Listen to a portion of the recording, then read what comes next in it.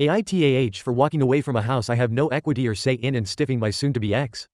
Before we got married, my in-laws sat me down and explained that I would never be listed on any paperwork for the house they helped my fiancé purchase as a wedding gift. They insisted on an ironclad prenup. I hired a lawyer and ensured I was protected as well. After we got married, I contributed to the expenses of our household 50-50. Mortgage and everything. It was a little more than I paid in rent and utilities, but I figured we were building a future together.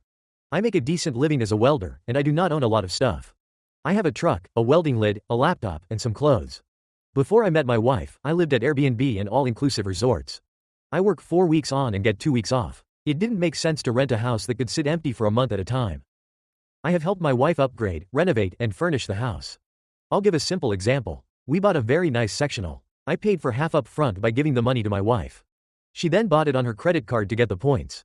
After that, it wasn't my problem anymore. I recently found out that she has been seeing her ex when I'm out of town.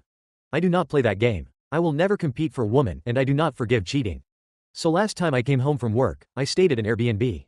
I took the time to see a lawyer and initiate our divorce. When my time off was done, I went back to work. My next break is after the new year, and I will be going to an all-inclusive resort. Neither this last time nor from now on did I or will I be giving her any money. The problem is that she didn't use the money I gave her to pay down the mortgage or her credit card bill. She blew it on other stuff. So now she is in a bind. My money made her lifestyle possible. By just leaving and not engaging, she is kind of screwed. But there is nothing there for me anymore. We don't even have a dog like I wanted because she would have had to care for them while I was away. So all I left behind was a suit I only bought for our wedding, some gym clothes, and my dress shoes, once again for the wedding. She, her family, and her friends are all over me to help her during our divorce.